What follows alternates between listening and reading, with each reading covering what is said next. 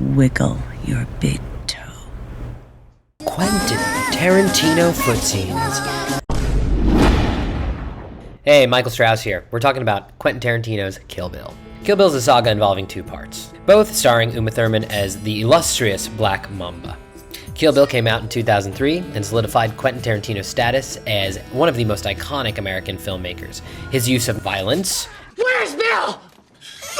and a certain attraction to feet have made him not only iconic, but have given him a certain style. Surely we can never forget the famous Yakuza scene where the Black Mamba enters a Japanese club. She has to fight a ton of gang members. And the scene was so bloody that Quentin Tarantino actually had to make the scene black and white so that it wouldn't get an NC-17 rating. Which we can understand. If the blood isn't red, is it really blood? I mean, come on.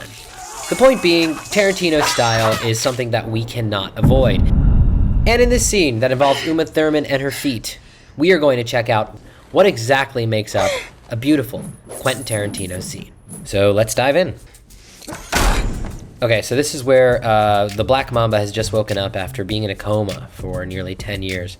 And essentially, she was ambushed at her very own wedding when she's pregnant with a daughter. And this is why she wants to kill Bill.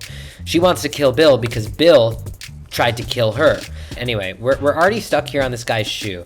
In Quentin Tarantino's most iconic scenes, we just run into feet. They occur, they're there. And here we go. Funky music. Yes, okay, we're in. Okay. So she's barefoot here. I mean, that's kind of important to just think about, right? And here we go. As she's rowing, we get her hands, her feet, atrophied. Still not really working, actually. And this is why Quentin Tarantino is showing us her feet in this scene. It's because what he's giving us is a sense that she is still weak, atrophied, completely unable to get up. Let's keep going.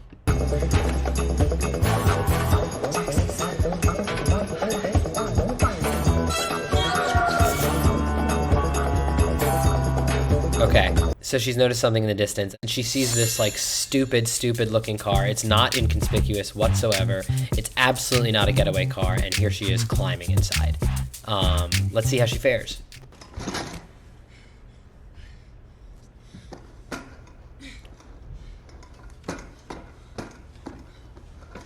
I mean, it's a struggle. She literally has no use of her legs.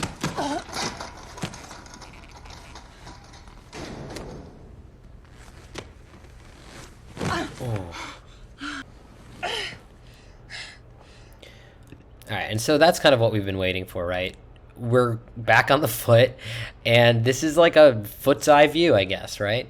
If we wanted to classify Quentin Tarantino's cinema and cinematic sort of approach, he's creating very dynamic shots. Here we have an incredible depth of field. This foot is in our face, but it's blurry. It's actually not the focus. We see the anguish on her face. It's the icing on the cake when it comes to Quentin Tarantino's movies, is that the acting is superb. And I think some of it comes down to the script. His screenwriting is impeccable as well. And there's so many moving parts that having a really clear and awesome vision, which Quentin usually does, creates this moving and intense scene. As I lay in the back of Buck's truck, trying to will my limbs out of entropy. And now we get this monologue of what's going on inside, the motivation that pushes this character along. It also pays homage to this style of samurai cinema and the style of grindhouse cinema or noir, spaghetti westerns, blaxploitation even.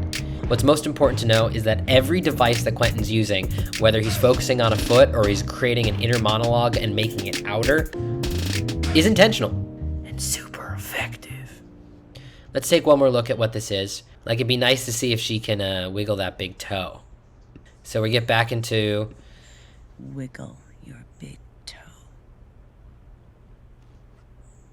She doesn't. So the motivation pays off. Now when she finally sees Oren Ishii and she sees this woman's face and she feels the true pain that Oren Ishii has created, and that inspires our girl, Black Mamba, Wiggle your big toe. to wiggle her big toe. I'm Michael Strauss, and this was Movie Club. Grab a little popcorn, a little bit of candy, some carbonation, and I'll see you next time.